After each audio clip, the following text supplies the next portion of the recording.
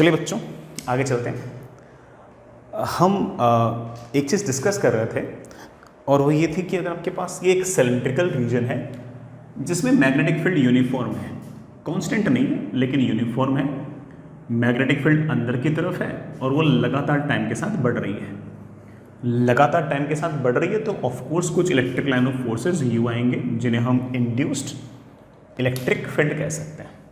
जो हमारे पास इस तरह से इंड्यूस्ड इलेक्ट्रिक फील्ड आई है उसके कारण हमने देखा कि बी पॉइंट पर हमने पता किया कि हायर पोटेंशियल होगा और ए पॉइंट पर लोअर पोटेंशियल होगा। हायर कौन सा होगा, लोअर कौन सा होगा, वो हमने इस इलेक्ट्रिक फील्ड के कारण जज नहीं किया बल्कि इस कंडक्टिंग रॉड पर जो चार्जेस इंड्यूस हुए उनके कारण जज किया।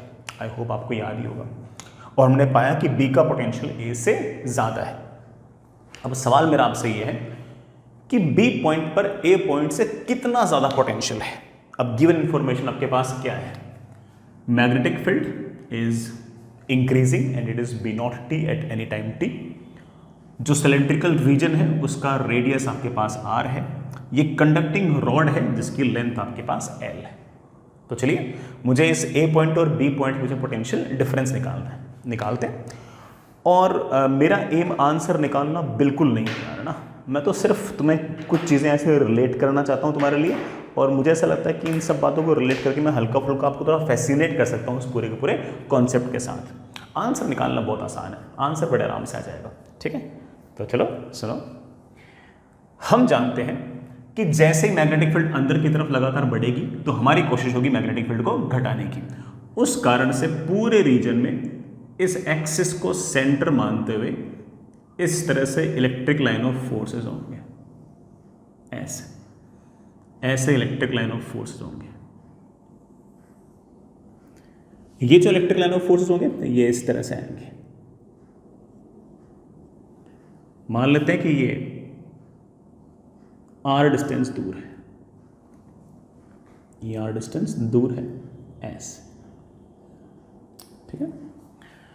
ये इलेक्ट्रिक फील्ड है ऐसे। इस इलेक्ट्रिक फील्ड के दो कंपोनेंट आएंगे।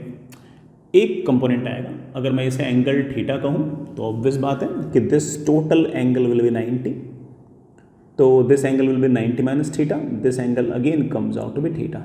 इस ई के दो कंपोनेंट आएंगे। रॉड के अलोंग जो कंपोनेंट आएगा वो आएगा ई कॉस थीटा, और रॉड के परपेंडिकुलर जो आएगा that will be of course E sine theta, ठीक है। मैं थोड़ा सा डायग्राम अलग से बना लेता हूँ, ठीक है, आपको और बढ़िया लगे इसलिए।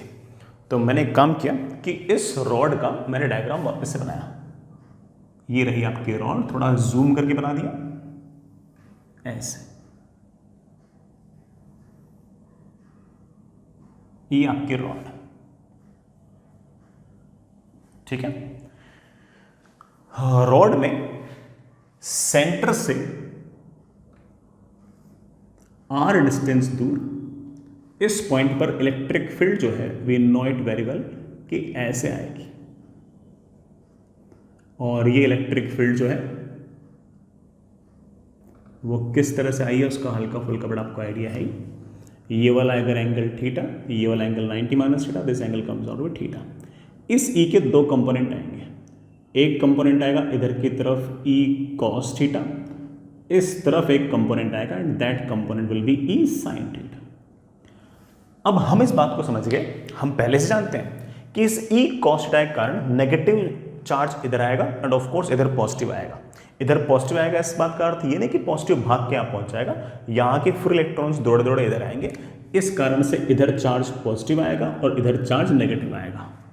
हालांकि इस ई साइन थीटा के कारण भी यहाँ पर नेगेटिव चार्ज आएगा, यहाँ पर पॉजिटिव चार्ज आएगा और एक हल्की फुल्की इलेक्ट्रिक फील्ड यूं भी होगी, लेकिन इस पॉइंट और इस पॉइंट के बीच में पोटेंशियल डिफरेंस निकालने के लिए इस इलेक्ट्रिक फील्ड में हमें इतना इंटरेस्ट नहीं है। तो यहाँ कितना चार्ज इंड्यूस होता है, यहाँ कितना चार्ज इंड्यूस होता है और यहाँ कैसे इलेक्ट्रिक फील्ड आती है उसमें हमारा इतना इंटरेस्ट नहीं है। हमारा इंटरेस्ट सिर्फ और सिर्फ इस बात में है कि ये देखो, इस ई कॉस थीटा के कारण फ्री इलेक्ट्रॉन्स दौड़े दौड़े इधर आएंगे, तो यहां पर आएगा नेगेटिव चार्ज, यहां पर आएगा पॉजिटिव चार्ज। इस पॉजिटिव और नेगेटिव के कारण अंदर एक इलेक्ट्रिक फील्ड आ जाएगी ऐसे।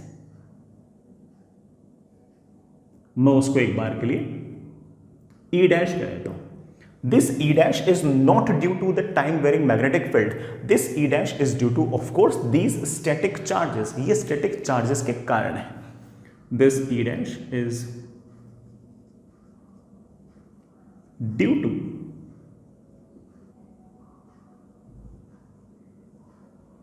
static charges. और इसके कारण हम बड़े आराम से पोटेंशियल डिफाइन कर सकते हैं.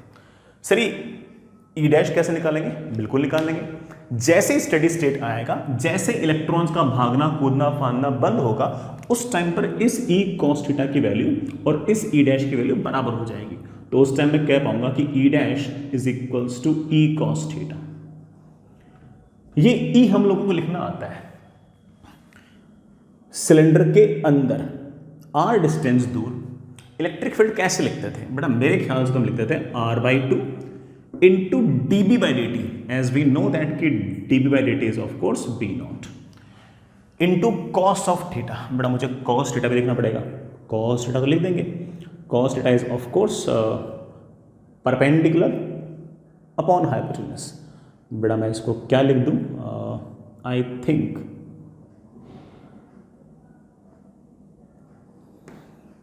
This is perpendicular upon hypotenuse. इसे हम बड़े आराम से लिख सकते हैं.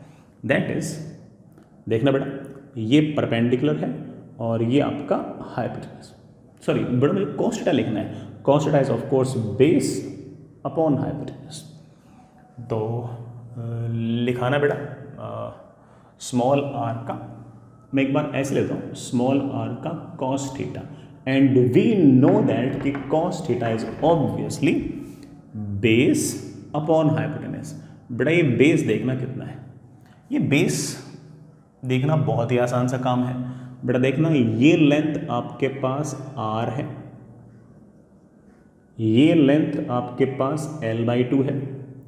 तो पाइथागोरस थ्योरम से मैं कह सकता हूं कि this is under root of r² minus l²/4. तो मैं बड़े आराम से कह सकता हूं कि cos theta is of course base upon hypotenuse. तो base is root of capital R का square minus l²/4 upon R. बेटा R से R कैंसिल हो गया. तो ये जो इंड्यूस्ड चार्जेस के कारण जो इलेक्ट्रिक फील्ड आई है, किसके कारण? ये जो इंड्यूस्ड चार्जेस के कारण अंदर जो इलेक्ट्रिक फील्ड आई है, जिसके कारण हम पोटेंशियल डिफाइन कर सकते हैं, वो इलेक्ट्रिक फील्ड मेरे पास आ गई है b0/2 into under root of r² minus l²/4. बहुत ही बढ़िया, बहुत ही बढ़िया. ये इलेक्ट्रिक फील्ड आ गई है. अब इस इलेक्ट्रिक फील्ड में देखिए बेटा खास बात क्या है? b0 तो कांस्टेंट है, b तो वेरी कर रहा है, b0 तो कांस्टेंट है, 2 तो ऑफ कोर्स कांस्टेंट है. Capital R is the radius. इसमें एक्सप्रेशन में स्मॉल r नहीं है, कैपिटल R है, फिक्स है. l ऑफ कोर्स फिक्स है. Capital R fix, l fix, force fix, b0 fix, 2 fix. इसका मतलब this electric field is fix. इसका अर्थ ये हुआ कि इस पॉजिटिव चार्ज और इस नेगेटिव चार्ज के कारण जो इलेक्ट्रिक फील्ड पूरे के पूरे रीजन के अंदर ई डैश आई है, ये सारी की सारी यूनिफॉर्म है.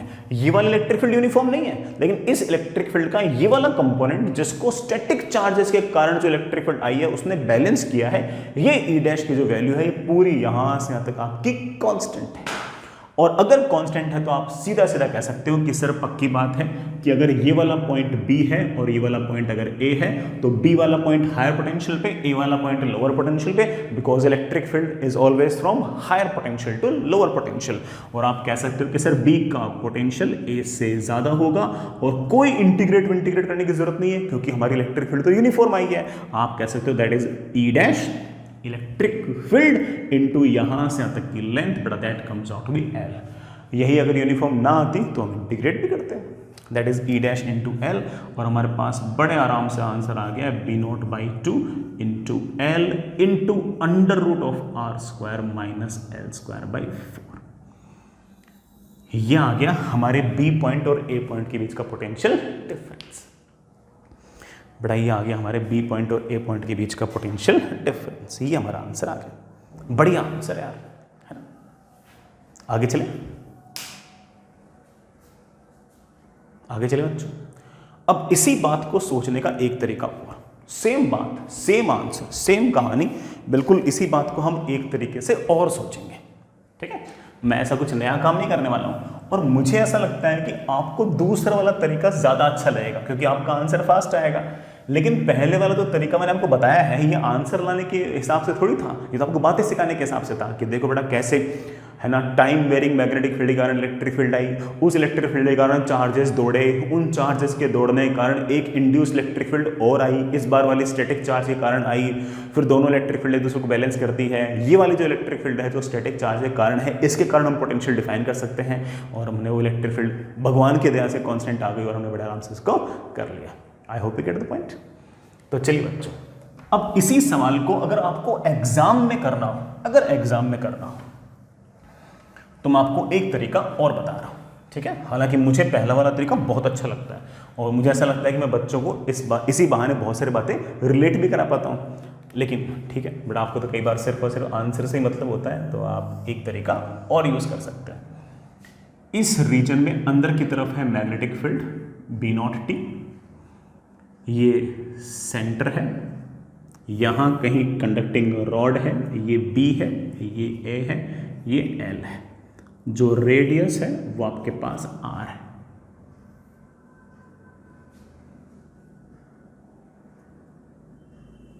अब सुनना, मैंने ना कहा कि एक काम करो, यहां से यहां तक तो रॉड पड़ी है और यहां से यहां तक एक मेटेलिक रॉड और मान लो, और यहां से यहां तक एक मेटेलिक रॉड और मान लो, और इस सेंटर वाले पॉइंट को C बोल तो दो एक बार, है ना।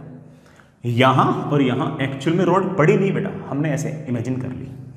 अब हम जानते हैं कि इस पूरे रीजन के अंदर सिर्फ इतना सा ये ट्रायंगल वाला रीजन देखो, ये हाइट निकालना बड़ा आसान सा काम है, ये R है, ये L/2 है, तो पाइथागोरस थ्योरम से ये हाइट मेरे पास आ जाएगी बेटा, हाइट को H लिख देता हूँ, H को बड़े आराम से लिख सकता हूँ √R² - L²/4।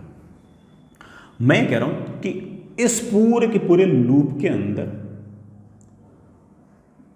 इस लूप के अंदर मैं EMF इंड्यूस निकालना चाहता हूं, तो आप बोलोगे sir very easy, it should B d/dt of इसमें से गुजरने वाला flux, d/dt of flux is of course किसी भी टाइम पर magnetic field multiplied by area. ये तो ट्राइंगल है, ट्राइंगल का एरिया क्या होगा बच्चे, तो मेरे बच्चे बैठे बैठे बोल रहे होंगे sir half into base into height. Sir ये आपका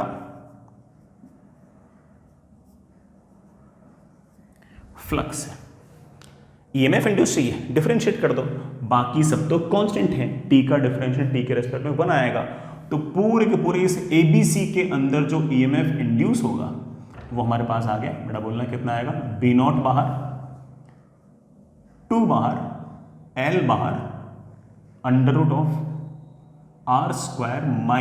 L²/4 बाहर, B0 बाहर, 2 बाहर, L बाहर, √R² - L²/4 बाहर, ये आपका EMF इंड्यूस आ गया। लेकिन ये EMF इंड्यूस पूरे इस लूप के अंदर है, मैं कह सकता हूं कि it should be the EMF induced across AB plus EMF induced across BC plus EMF induced across CA। लेकिन अब मेरे बच्चे बोलेंगे सर हमें याद आ रहा है हल्का फुल्का कि हमारी जो इलेक्ट्रिक लाइन ऑफ फोर्सेस थी वो ऐसे थी, उनके कारण ये इलेक्ट्रिक फील्ड आया करती थी ऐसे, तो जो इंड्यूस्ड इलेक्ट्रिक फील्ड चार्ज के कारण आया करती थी वो भी आया करती थी ऐसे, और जब इलेक्ट्रिक लाइन ऑफ फोर्सेस यूं होते थे तो B और C के बीच में कोई पोटेंशियल डिफरेंस नहीं होता था। हम एग्जाम्पल कर चुके हैं, सेंटर से गुजरने वाली जो मेटेलिक रॉड है इसके अक्रॉस किसी प्रकार का कोई पोटेंशियल डिफरेंस नहीं है, so it should be equal to 0। इसी तरह से यहाँ पर इलेक्ट्रिक लाइन ऑफ फोर्सेस हैं ऐसे, तो जो भी चार्ज इंड्यूस होंगे वो ऐसे ऐसे होंगे, जो चार्जेस कारण इलेक्ट्रिक फील्ड आएगी वो भी ऐसे ऐसे आएगी, तो C पॉइंट और A पॉइंट के बीच में कोई पोटेंशियल डिफरेंस नहीं आएगा, तो आप कह सकते हो कि this should also be equal to 0। तो यही हो गया आपका potential difference across AB। EMF across AB बोल दो या फिर पोटेंशियल डिफरेंस अक्रॉस AB बोल दो, वो एक ही बात है, क्योंकि जब सर्किट में करंट नहीं होता है तब EMF बोलना और पोटेंशियल डिफरेंस बोलना एक ही बात है। यही हमारी इवन EMF की डेफिनेशन भी थी शुरुआत के अंदर, करंट इलेक्ट्रिसिटी चैप्टर के अंदर, कि कोई भी ऐसा ओपन सर्किट जिसका जो पोटेंशियल डिफरेंस है भाई उसका EMF भी है। तो EMF बोल दो या A और B पॉइंट के जो पोटेंशियल डिफरेंस बोल दो, एक ही बात है। और इस तरीके से आपने देखा कि बेटा आंसर थोड़ा सा और आसानी से आता है और फास्ट आता है। देन कोई बच्चा कहते हैं कि सर वो ज़्यादा लॉजिकल लग रहा था। बिल्कुल पहले वाला तरीका ज़्यादा लॉजिकल था, ज़्यादा बेटर लगा मेरे को तो, लेकिन आंसर हमेशा आपका इस तरीके से फास्ट आएगा। ठीक है, आगे चलो। चलिए बच्चों, अब मुझे ऐसा लग रहा है कि मेरे बच्चे इतनी सारी बातें समझ रहे हैं, तो मैंने इस बात का फायदा उठाकर एक टफ सवाल भी पूछने का मन बना लिया यार। सही कर रहा हूं ना? पूछ लें? तो चलिए, एक सवाल इस बार हो सकता है बड़ा टफ हो। ये आपके पास एक सिलेंड्रिकल रीजन जिसमें मैग्नेटिक फील्ड अंदर की तरफ है B and it is B0T। यहां कहीं बेटा सेंटर, रेडियस आपका R है।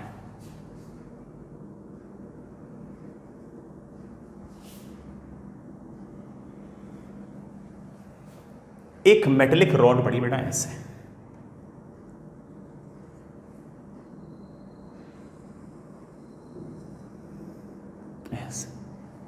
ये एक मेटेलिक रॉड पड़ी है।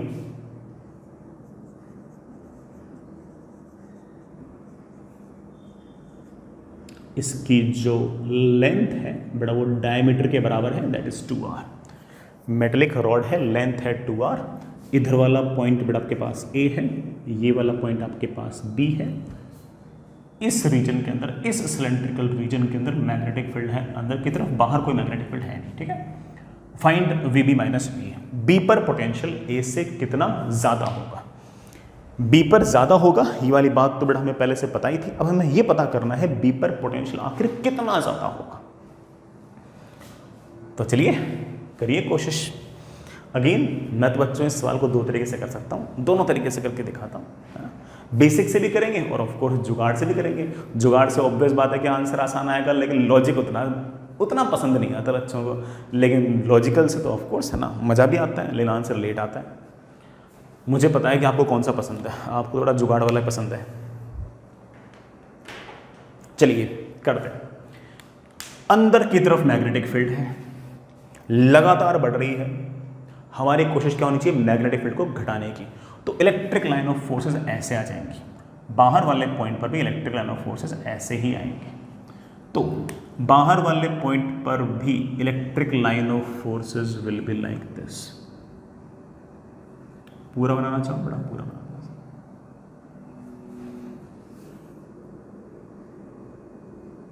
Electric field will be like this in tangential direction. Let's say this is small r.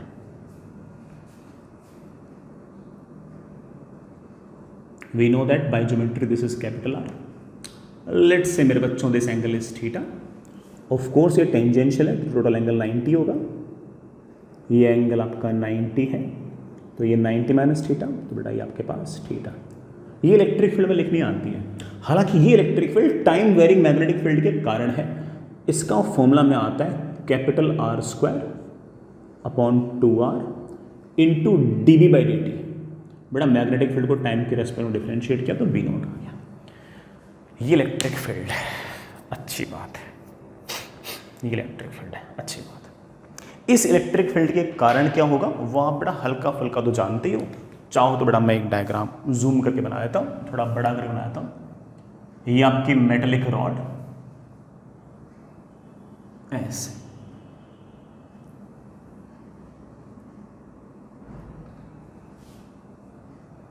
ये मेटेलिक रॉड ऐसे, ठीक है।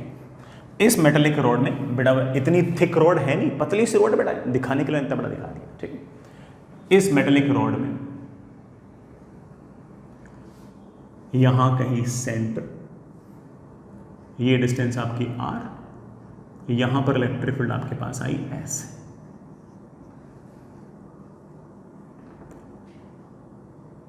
ये आपके पास कैपिटल R है, ये एंगल आपके पास थीटा, तो ये एंगल आपके पास थीटा। इस इलेक्ट्रिक फील्ड के दो कंपोनेंट आएंगे, ये वाला कंपोनेंट E cos थीटा, ये वाला कंपोनेंट E sin थीटा। ये ई कॉस थीटा जो है ये इस कंडक्टिंग रॉड के अंदर यहां पर पॉजिटिव चार्ज इंड्यूस करेगा और यहां पर नेगेटिव चार्ज इंड्यूस करेगा, और इस पॉजिटिव चार्ज और इस नेगेटिव चार्ज के कारण, अब चार्ज के कारण, ये वाला इलेक्ट्रिक फील्ड किसके कारण थी? टाइम वेरिंग मैग्नेटिक फील्ड के कारण। और अब इस टाइम वेरिंग मैग्नेटिक फील्ड के कारण जो इलेक्ट्रिक फील्ड है उसके कारण चार्ज आ गया, और अब इस चार्ज के कारण कोई ना कोई इलेक्ट्रिक फील्ड आएगी, और वो electric field of course positive charge से negative charge, that electric field will be like this, and let's say that electric field is like E dash. हम जानते हैं कभी ना कभी स्टेडी स्टेट आ जाएगा और उस टाइम पर इस ई डैश की वैल्यू ई कॉस के बराबर हो जाएगी और फिर इलेक्ट्रॉन्स का आना जाना हो जाएगा बंद। दैट इस condition is known as electrostatic condition. काश मैं ये ई डैश निकाल पाऊं तो मेरे बच्चे बोलेंगे हाँ सर बिल्कुल, E dash is of course E cos theta, this point is your A, this point is your B. हालांकि आप ये भी सोच रहे हो कि सर ये इस ई साइन का रोल क्यों नहीं है?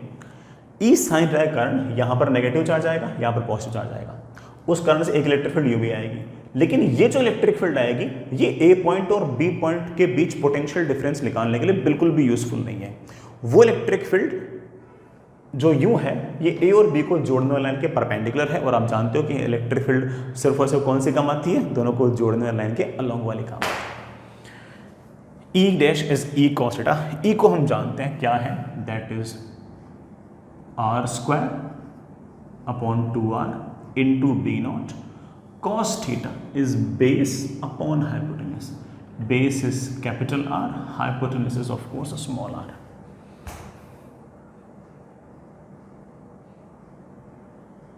ठीक है, this is E dash, that is R cube B not upon 2 times are square. ये हमारी इलेक्ट्रिक फील्ड है।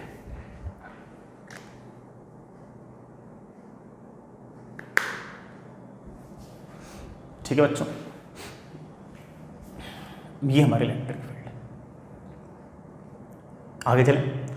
अब इस बार इलेक्ट्रिक फील्ड कांस्टेंट नहीं है, वेरिएबल है।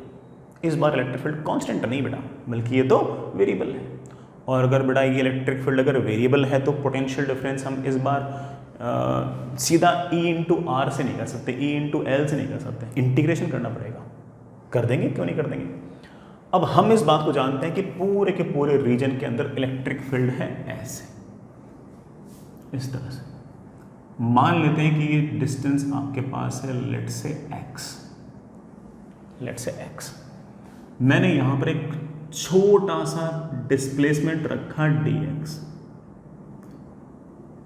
तो इस छोटे से डिस्प्लेसमेंट के कारण एक छोटा सा पोटेंशियल डिफरेंस आएगा, एंड दैट छोटा सा potential difference is of course E dash into dx। हालांकि माइनस भी आता है, लेकिन माइनस तो सिर्फ और सिर्फ ये बताता है कि इलेक्ट्रिक फील्ड की तरफ जाओगे तो पोटेंशियल घटेगा। वो हम शुरुआत में मान चुके हैं कि बी पर पोटेंशियल ज़्यादा है, ए पर कम है। तो आप कह सकते हो that comes out to be r cube B not upon 2 times are square into dx। Sir dx कैसे लिखें? लिख देंगे यार, x को मैं लिख सकता हूं x upon r, x upon r is tan theta. So x can be written as r times tan theta. तो dx can be written as r times sec square theta d theta. तो मैं इस dv को लिख सकता हूं, that is r cube b naught upon 2 times r square into dx. dx can be written as r times sec square theta d theta. ठीक है बच्चों, बढ़िया। sec theta is obviously hypotenuse upon base, तो sec square theta को बड़े आराम से लिख सकता हूं small r square upon capital R square.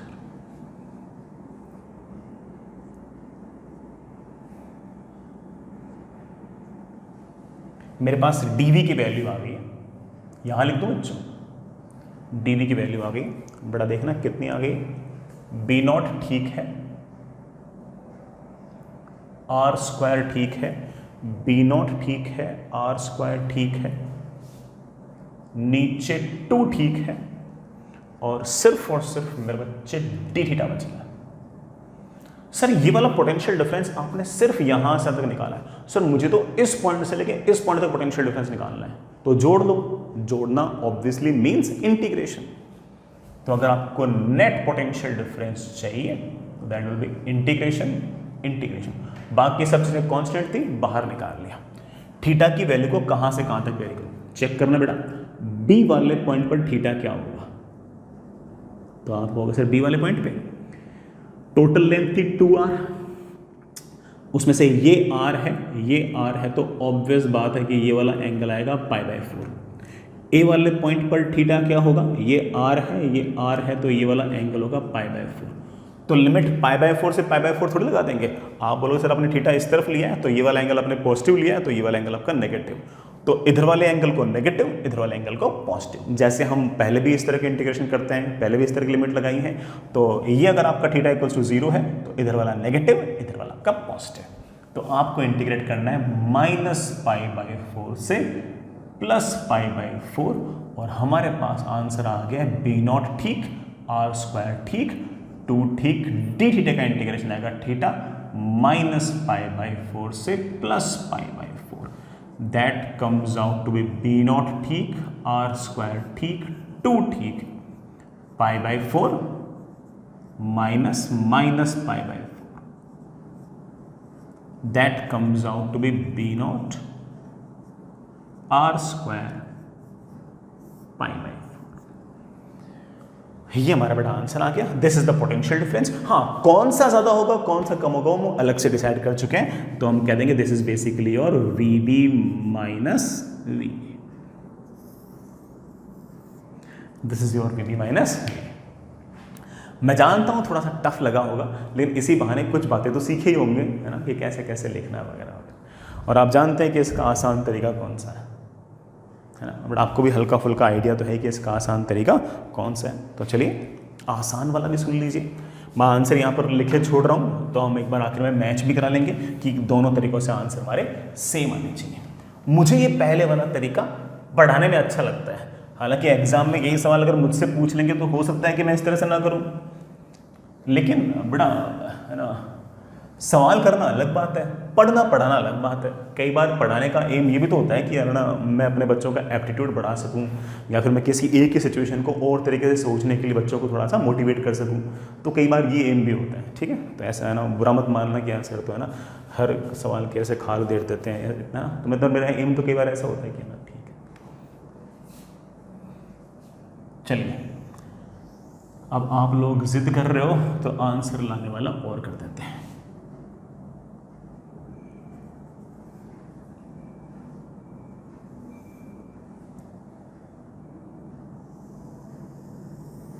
ये मेटेलिक रोड है ऐसे, ये मेटेलिक रोड है 2r लेंथ की, अच्छी बात है। ये लेंथ है आपके पास r, यहां पर एक रोड जानबूझ के रख दो। मेटेलिक रोड ऐसे इमेजिन कर लो कि मेटेलिक रोड पड़ी है, ऐसे इमेजिन कर लो कि ये ऐसे मेटेलिक रोड पड़ी है। This point is your A, this point is your B, this point is your C।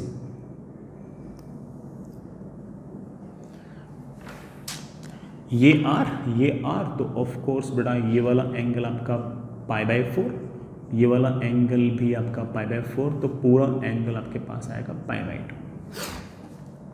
ठीक, A, B, C अंदर की तरफ मैग्नेटिक फील्ड है और उसकी वैल्यू है b0 t। मैं चाहता हूं कि इस पूरे के पूरे रीजन के अंदर EMF इंड्यूस निकालो। I want to find EMF induced in the entire ABC। तो आप बोलोगे sir that is basically d/dt of flux through ABC। तो मैं कहूंगा फ्लक्स निकालना कौन सा मुश्किल काम है, फ्लक्स होगा magnetic field b0 t into area. अब एरिया में हम लोग इतने बेवकूफ थोड़ी हैं कि इस ट्राइंगल का एरिया लिख दें, क्योंकि हम तो जानते हैं कि ये वाला जो रीजन है इसमें तो मैग्नेटिक फील्ड है ही नहीं। इस वाले रीजन में तो मैग्नेटिक फील्ड है ही नहीं। मैग्नेटिक फील्ड तो सिर्फ और सिर्फ इस रीजन में है।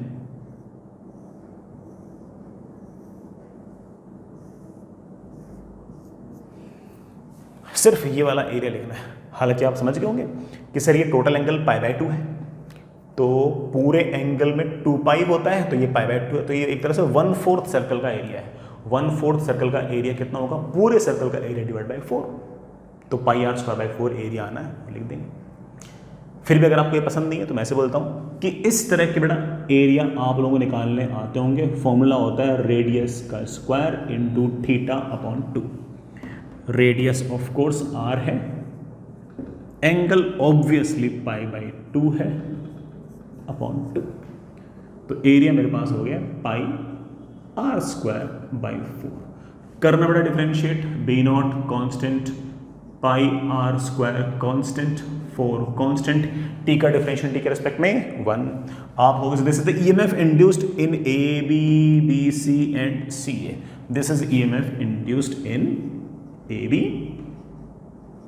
प्लस बी सी प्लस सी।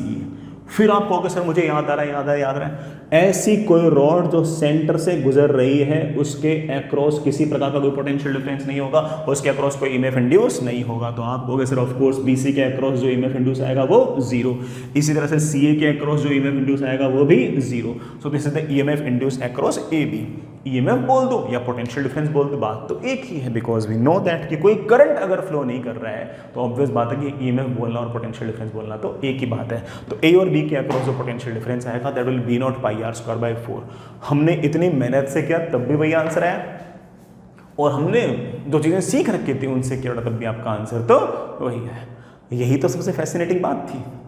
हालांकि मुझे अभी भी लगता है कि मैंने उस तरीके से जब आपको बताया तो मैंने आपको बातें ज़्यादा सिखाई कि कैसे लिमिटर लगाते हैं, बड़ा एंगल को नेगेटिव पॉजिटिव भी लिखते हैं, ध्यान रखते हैं, है ना। इलेक्ट्रिक फील्ड ऐसे आएगी, उसका एक कंपोनेंट आएगा, उसका जो एक कंपोनेंट होगा उसको बैलेंस करने के लिए चार्ज इंड्यूस होंगे, वो चार्ज इंड्यूस के कारण जो इलेक्ट्रिक फील्ड आएगी वो इलेक्ट्रिक फील्ड के कारण हम पोटेंशियल डिफाइन कर सकते हैं, वगैरह वगैरह।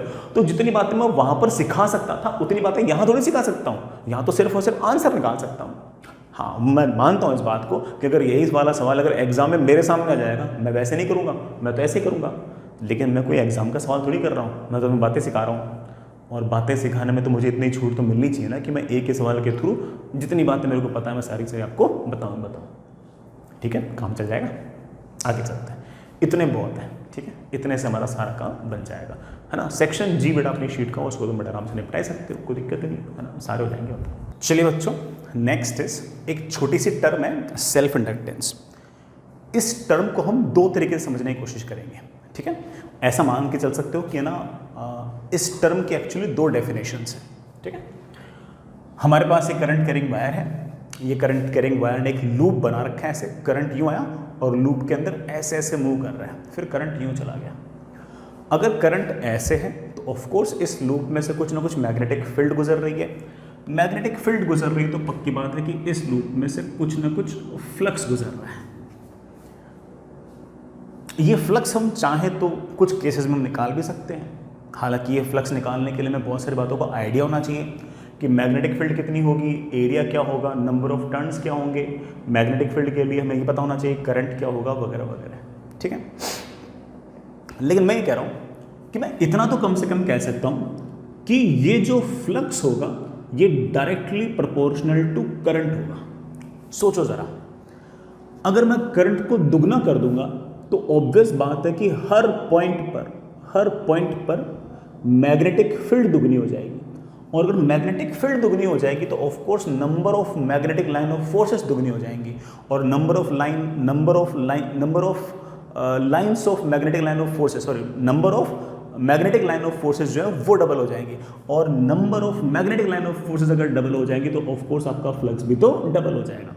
मैं ये नहीं कह रहा कि मैंने फ्लक्स लिख लिया, लेकिन कम से कम मैं इतना तो कह सकता हूं कि फ्लक्स जो है वो करंट के डायरेक्टली प्रोपोर्शनल है। हालांकि बहुत से टर्म्स और भी आएंगी, उन टर्म्स में इस बात का फर्क भी पड़ेगा कि मीडियम कौन सा है, इसका एरिया क्या है, नंबर ऑफ टर्न्स कितने हैं, वगैरह वगैरह 50 तरह की बातें होंगी। लेकिन इतना तो तय है ना कि करंट को अगर मैंने 10 गुना कर दिया तो हर पॉइंट पर मैग्नेटिक फील्ड 10 गुना हो जाएगी। हर पॉइंट पर अगर मैग्नेटिक फील्ड 10 गुना हो जाएगी तो नंबर ऑफ लाइंस 10 गुना हो जाएंगी। Number of magnetic line of forces अगर 10 गुना हो जाएंगी तो फ्लक्स तो पक्की बात है कि 10 गुना होगा ही होगा।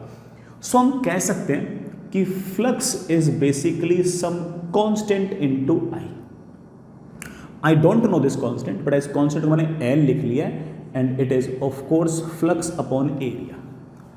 किसी लूप में से गुजरने वाले करंट के कारण उसी लूप में से गुजरने वाला जो फ्लक्स होगा वो करंट के डायरेक्टली प्रोपोर्शनल होगा। सुना आपने? लूप में से गुजरने वाले करंट के डायरेक्टली प्रोपोर्शनल कौन होगा? उस लूप में से गुजरने वाला flux. This flux is directly proportional to current.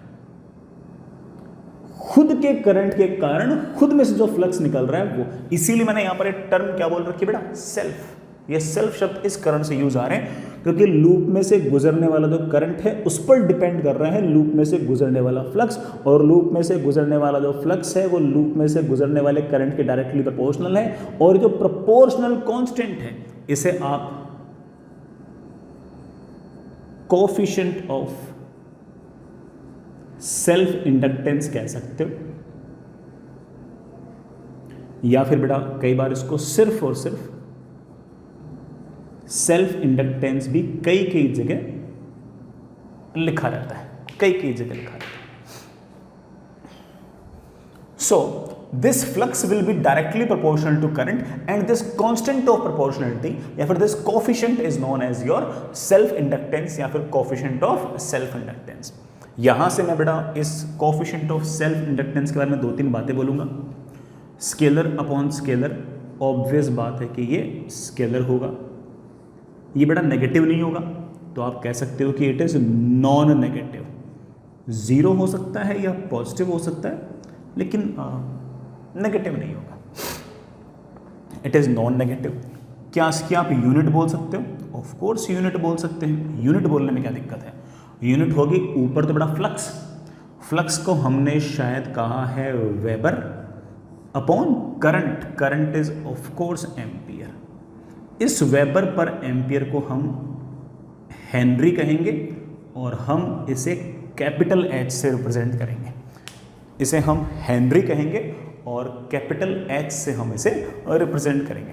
तो ये जो कोएफिशिएंट ऑफ सेल्फ इंडक्टेंस है इसकी यूनिट हेनरी रहेगी और हम इसे कैपिटल एच से रिप्रेजेंट करेंगे। याद रखोगे इस बात को? बड़ा इस बात को याद रखोगे। तो यूनिट जो है वो इसकी हेनरी या वेबर पर एम्पियर। ठीक है, इतनी सी बात है एक बार के लिए। तो आप कह सकते हो कि किसी भी लूप में से गुजरने वाला जो फ्लक्स है वो उस लूप के करंट के डायरेक्टली प्रोपोर्शनल होगा, और जो प्रोपोर्शनल कांस्टेंट है, जो कांस्टेंट ऑफ प्रोपोर्शनलिटी है, वही हमारा सेल्फ इंडक्टेंस या फिर कोएफिशिएंट ऑफ सेल्फ इंडक्टेंस है। ठीक है, चलिए बेटा आगे चले। तो आप कह सकते हो कि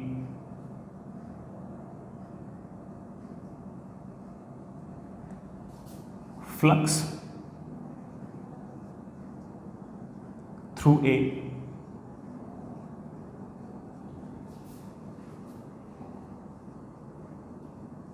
current carrying loop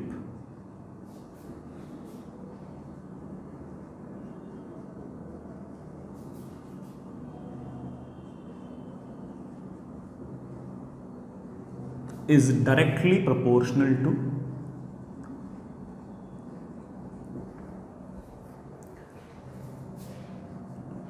current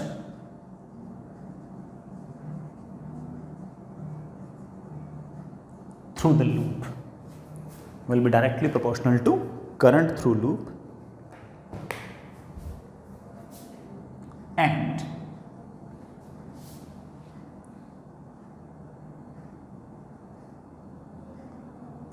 constant of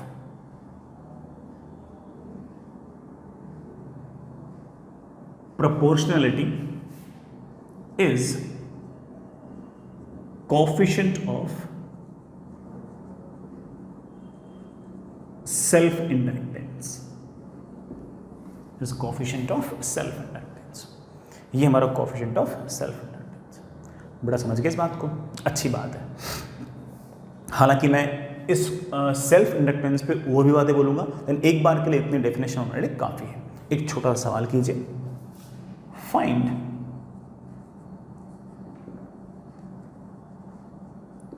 dimension of self inductance.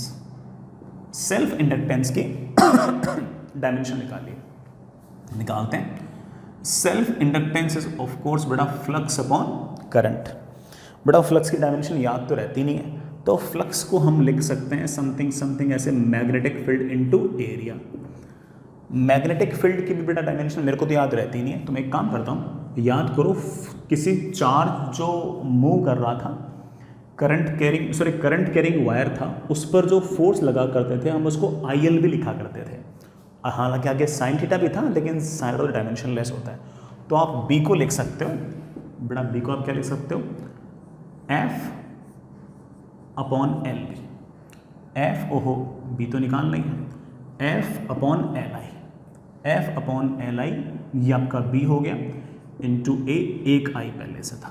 अब इनकी डायमेंशन हमें पहले से पता है, फोर्स की डायमेंशन आएगी ML_T-2, एरिया की डायमेंशन आएगी L का स्क्वायर, लेंथ है तो L, करंट का स्क्वायर तो I का स्क्वायर, L से L कैंसिल और हमारे पास आंसर आ गया M। ठीक है, L का स्क्वायर I की पावर -2, T की पावर -2,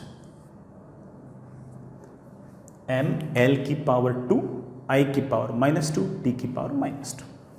ये हमारा आ गया एक तरह से सेल्फ इंडक्टेंस का डायमेंशन। याद नहीं रखना बच्चों, ठीक है, किसी न किसी फॉर्मूले से निकाल लिया कर, कोई इसमें बहुत बड़ा इतना इशू नहीं है। इसी फोर्स को तुम ऐसे लिख सकते थे, दैट इज QVB। इससे भी आप मैग्नेटिक फील्ड की डायमेंशन निकाल सकते थे, है ना, कोई सा भी फॉर्मूला याद हो उससे आप डायमेंशंस तो निकाल ही सकते हो। ठीक है, चलिए बच्चों, हमने हल्का फुल्का देखा कि सेल्फ इंडक्टेंस कैसे लिखते हैं।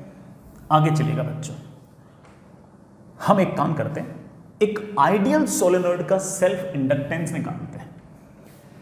एक आइडियल सोलेनॉइड का सेल्फ इंडक्टेंस निकालते हैं। एग्जैक्टली तो नहीं निकाल सकते, लेकिन हम अप्रोक्सीमेटली निकाल सकते हैं कि अप्रोक्सीमेटली क्या क्या एक्सप्रेशन आएगा, देखते हैं। Next is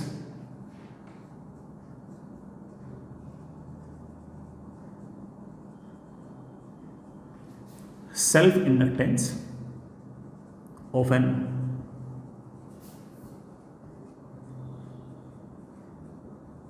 ideal solenoid. किसी आइडियल सोलेनॉइड का सेल्फ इंडक्टेंस कैसे निकालते हैं सुनिएगा।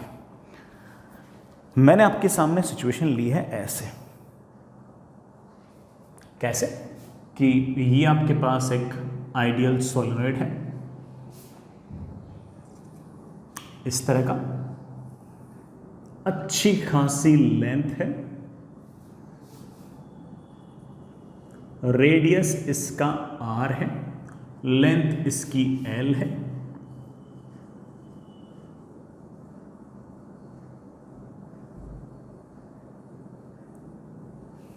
करंट U जा रहा है और स्मॉल n गिवन है।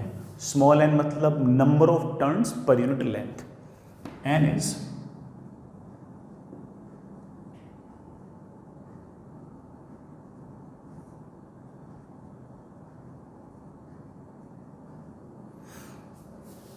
अब सुनो, मैंने इस लूप में से करंट भेज दिया I और मुझे इस आइडियल सोलेनॉइड का सेल्फ इंडक्टेंस निकालना है, कोफिशिएंट ऑफ सेल्फ इंडक्टेंस निकालना है।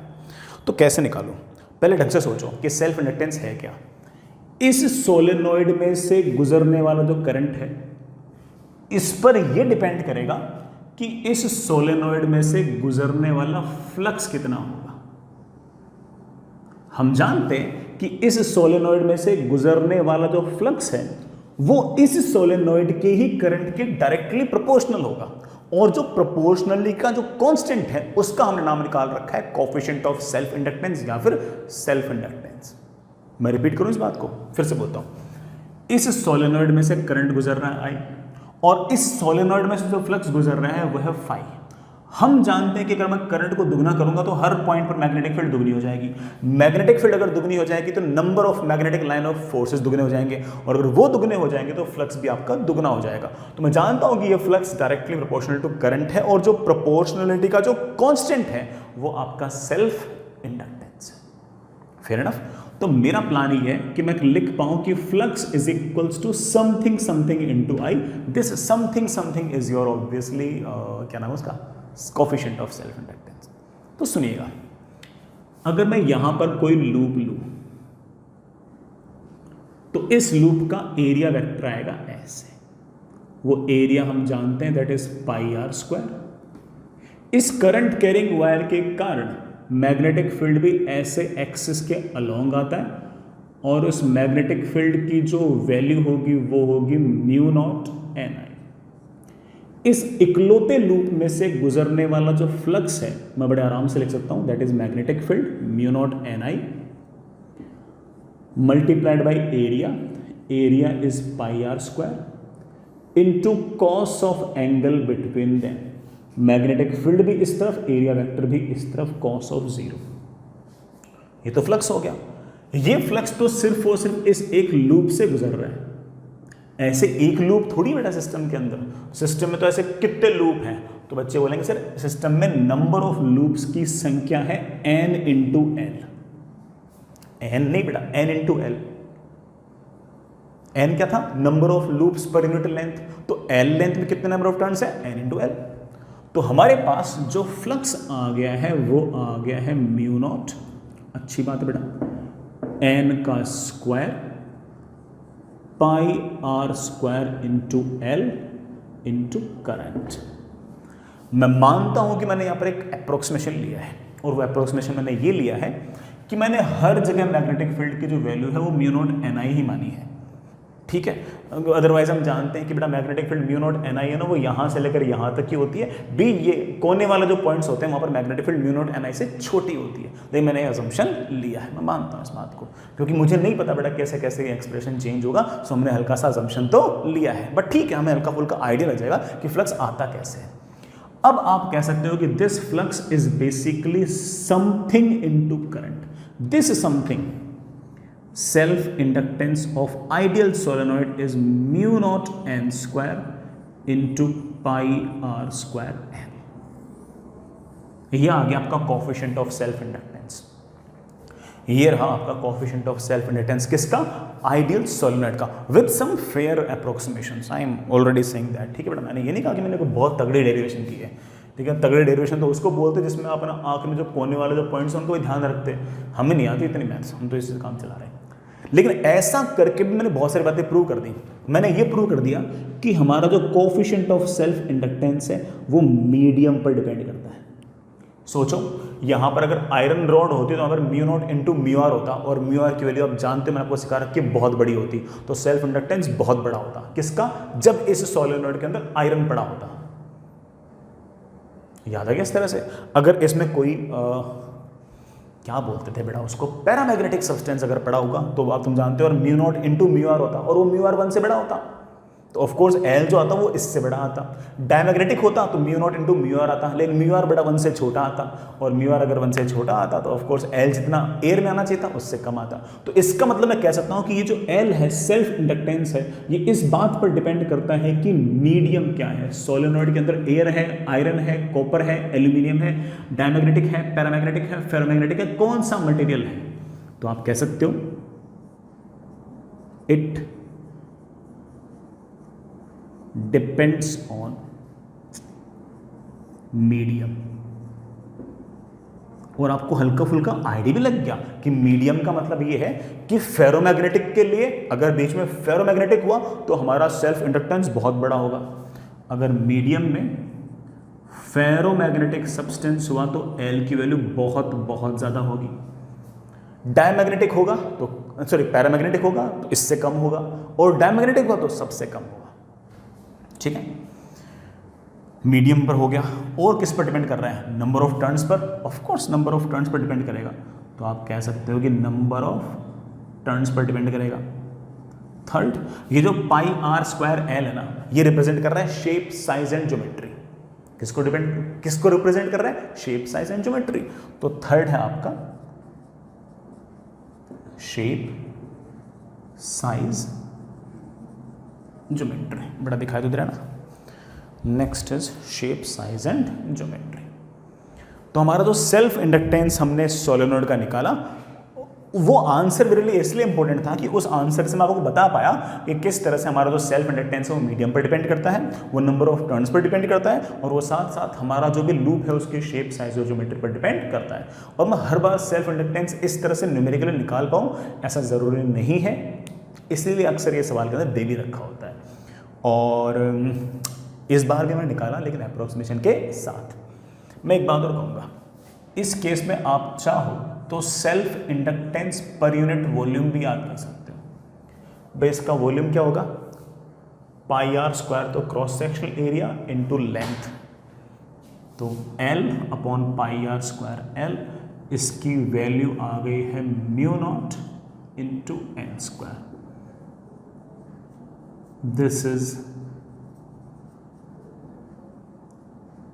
Self inductance per unit volume. तो अगर कोई हमसे पूछ ले कि ना आइडियल सोलेनोइड की सेल्फ इंडक्टेंस क्या होगी, तो आप कह सकते हो कि आइडियल सोलेनोइड की सेल्फ इंडक्टेंस तो होगी mu naught n square into volume. और अगर कोई पूछ ले कि self inductance per unit volume क्या होगी, तो आप कह सकते हो कि mu naught n square. N क्या है? Number of turns per unit length. ठीक, चलिए बच्चों आगे चलते हैं। अभी तक बेटा हमारी सेल्फ इंडक्टेंस की डेफिनेशन पूरी नहीं हुई है, अभी वापस से आएगी, है ना। अभी तक हमने सिर्फ और सिर्फ उसका एक रूप देखा है, अभी तक हम थोड़े से उसके और रूप भी देखेंगे। चलिए नेक्स्ट इज हाँ,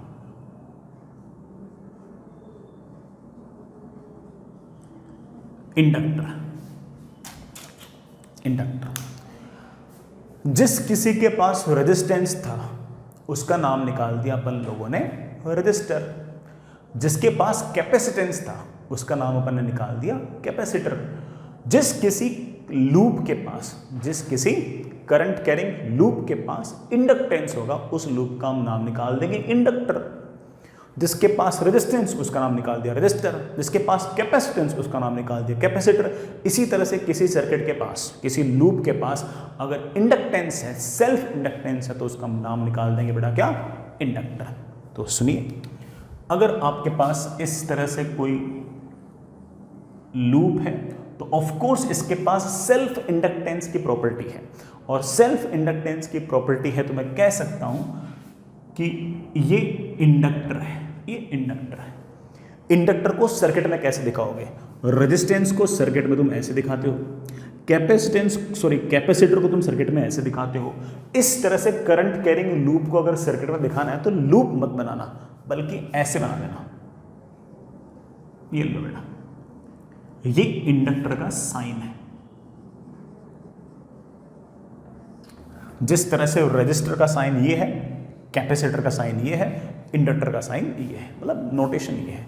जब भी सर्किट में दिखाना हो तो इस तरह से लूप वूप दिखाने की जरूरत नहीं, सिर्फ इतना सा दिखा देना तो हम समझ जाएंगे कि ये अपने आप में एक वायर है, तार है, जिसमें से बहुत सारे लूप्स हैं। तो जब भी इंडक्टर दिखाना हो, जब भी ऐसा तार दिखाना हो जिसमें सेल्फ इंडक्टेंस हो, आप इस तरह से दिखा सकते हैं। ठीक है बच्चों, आगे चलिए।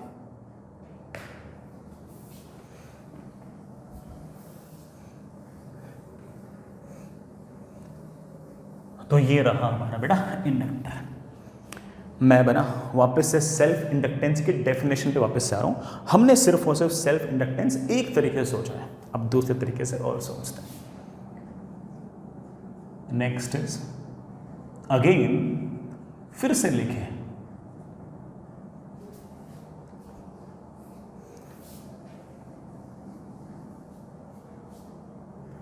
Self inductance. बट आपके पास ऐसे एक करंट कैरिंग लूप है जिसमें करंट है I, ठीक है।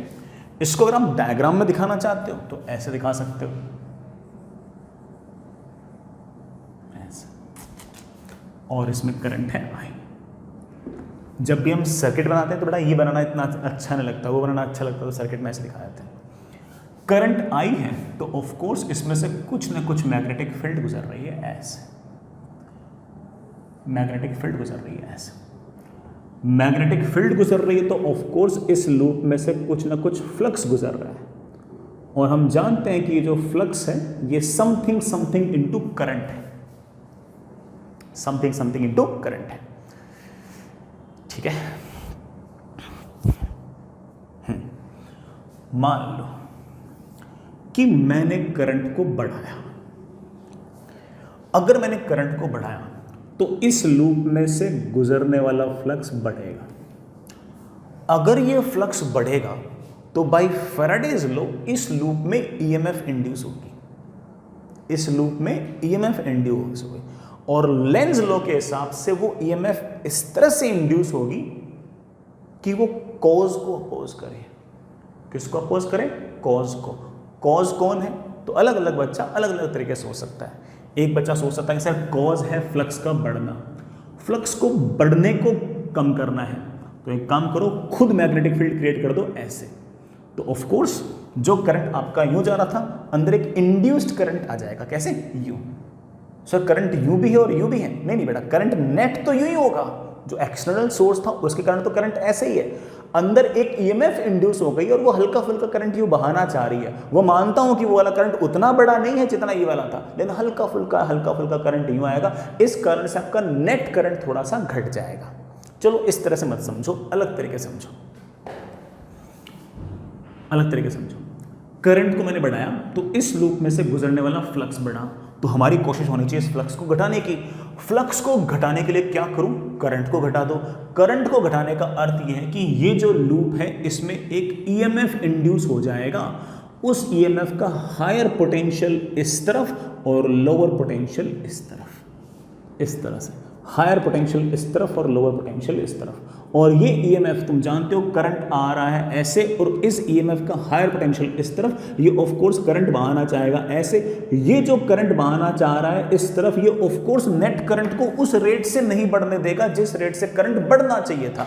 क्यों? क्योंकि ये जो बाहर से करंट आ रहा है ये तो कोई एक्सटर्नल सोर्स होगा जो बढ़ा रहा होगा, और ये जो लूप है उसमें जैसे मैग्नेटिक फ्लक्स बढ़ा तो लूप ने क्या चाहा कि मेरा फ्लक्स उस रेट से ना बढ़े, तो इन्होंने खुद एक ईएमएफ इंड्यूस कर दी करंट के अपोजिट डायरेक्शन में बाय लेंज लॉ कि कॉज को अपोज करो। कॉज कौन है? करंट का बढ़ना, उसको अपोज करने के लिए खुद करंट भेजना चाहते हैं इस तरफ, तो एक बैटरी आ गई एक तरह से।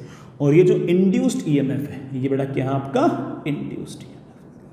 क्या सर मैं इस इंड्यूस्ड ईएमएफ को निकाल सकता हूं? जी हां, बिल्कुल निकाल सकते हो। आप कह सकते हो कि मान लीजिए कि पहले फ्लक्स था फाई, टी टाइम पर फ्लक्स था फाई, करंट हल्का सा बढ़ गया तो time t plus D T पर फ्लक्स चेंज होकर हो गया फाई प्लस डी फाई। छोटे से टाइम dt के अंदर छोटा सा फ्लक्स चेंज हुआ है, तो आप बोलोगे ईएमएफ इंड्यूसेस कितना फ्लक्स चेंज हुआ डिवाइड बाय कितना टाइम लगा। मैं प्लस माइनस की चिंता नहीं करना चाहता, इसलिए मैंने मोड लगा दिया। सिर्फ माइनस लगाते थे, माइनस तो सिर्फ और सिर्फ डायरेक्शन को रिप्रेजेंट करता था। मैं डायरेक्शन रिप्रेजेंट कर चुका हूं कि हायर पोलैरिटी इस तरफ और लोअर पोलैरिटी इस तरफ। तो आप कह सकते हो कि करंट अगर यूं आ रहा है और अगर करंट लगातार बढ़ रहा है तो मैग्नेटिक फील्ड बढ़ रही है, फ्लक्स बढ़ रहा है, फ्लक्स बढ़ रहा है तो ये लूप ईएमएफ इंड्यूस करेगा, और वो ईएमएफ इस तरह से इंड्यूस होगी कि फ्लक्स को घटाए, करंट को घटाए। और करंट को घटाने के लिए क्या चाहेंगे? करंट को घटाने के लिए चाहेंगे कि ये लूप एक बैटरी की तरह बिहेव करे, इंड्यूस्ड ईएमएफ आ जाएगा, और वो इंड्यूस्ड ईएमएफ इस करंट को सपोर्ट नहीं करेगा, करंट को अपोज करेगा, क्योंकि वो करंट को घटाना चाहता है। और इस ईएमएफ इंड्यूस्ड की वैल्यू हम जानते हैं डी फाई बाई डी। बात समझ आ गई? चलो मैं एक बार इसको और बोलता हूं।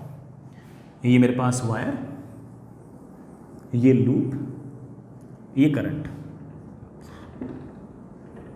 ये करंट, इस लूप में से गुजरने वाला मैग्नेटिक फील्ड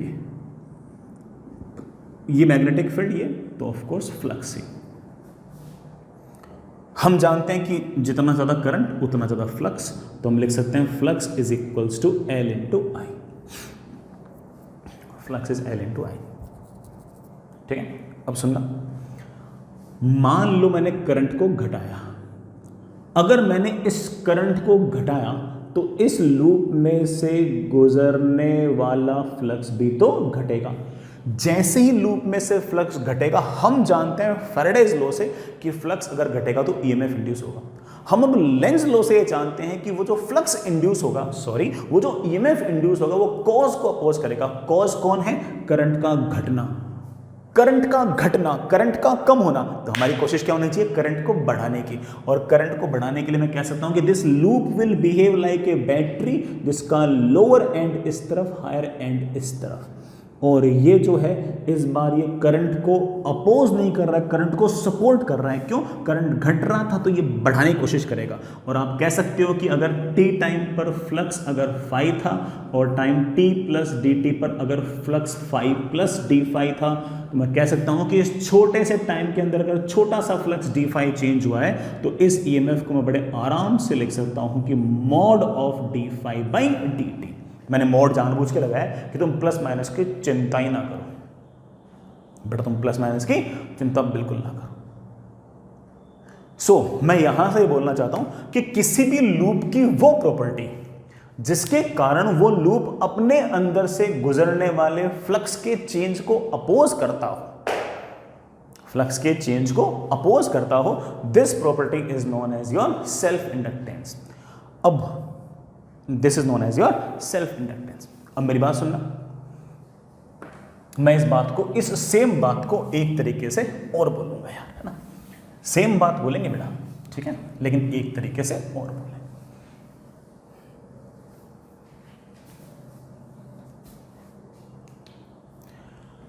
सुनिए बच्चों, ये आपके पास एक लूप है, ये करंट आई है, ये करंट आई। इस करंट आई के कारण इस रीजन में मैग्नेटिक फील्ड है ऐसे, ठीक है। किसी टाइम t पर करंट आई था तो इस लूप में से फ्लक्स गुजर रहा था और वो फ्लक्स था L इंटू आई, ठीक है। थोड़े से टाइम बाद t प्लस dt टाइम बाद करंट चेंज होकर हो गया I प्लस डी आई। क्या हो गया? I plus D I. तो फ्लक्स चेंज हो गया, नया फ्लक्स आ गया फाई प्लस डी फाई, जिसको हम लिख देंगे L इंटू नया वाला करंट है I प्लस डी आई। इसको लिख सकता हूं Li plus L into D I. Flux change हो गया। अब इस छोटे से टाइम इंटरवल के अंदर छोटा सा फ्लक्स चेंज हुआ है तो कुछ ना कुछ ईएमएफ इंड्यूस आया है, और वो जो ईएमएफ इंड्यूस है उसकी वैल्यू होगी change in flux upon change in time. कितना फ्लक्स चेंज हुआ? This minus this. जैसे माइनस किया Li तो गायब, तो that comes out to be L d I upon d t. ये हमारे पास ईएमएफ इंड्यूस्ड की वैल्यू आ गई। इस लूप के अंदर कुछ ना कुछ ईएमएफ इंड्यूस्ड होगा और इस ईएमएफ इंड्यूस्ड की जो वैल्यू है वो मेरे पास आ गई L times D I by D T. Mode लगा दो जिससे तुम करंट बढ़ने घटने की चिंता ना करो। बाकी हम हायर पोलरिटी लोअर पोलरिटी बड़े आराम से सोच लेंगे, उसमें कोई हमें दिक्कत नहीं है, ठीक है। अब मैं अगेन मेरे दो एग्जांपल लेता हूं। मेरे पास ये लूप, अच्छा बेटा ऐसे दिखा दूं अब लूप को। ये इंडक्टर है, इंडक्टेंस है L, करंट है I, और ये करंट बढ़ रहा है। करंट अगर बढ़ रहा है तो ऑफ कोर्स इस लूप में से गुजरने वाला फ्लक्स भी तो बढ़ रहा है।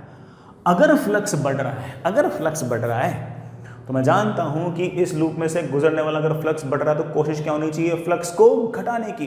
फ्लक्स को घटाने के लिए क्या करूं? करंट को घटाओ। करंट को घटाने के लिए क्या करूं? आप बोलो सर ईएमएफ इंड्यूस हो जाएगा, और वो ईएमएफ इस तरह से इंड्यूस होगा कि वो करंट को सपोर्ट नहीं करेगा, करंट को अपोज करेगा।